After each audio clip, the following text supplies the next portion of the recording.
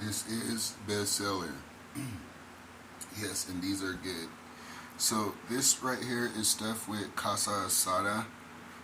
I made this if you watched my last show, how to make casa asada.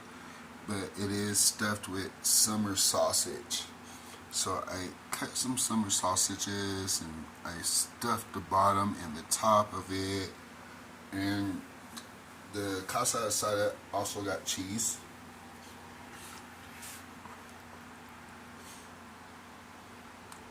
Stuffed casa asada, summer sausage, extra cheese,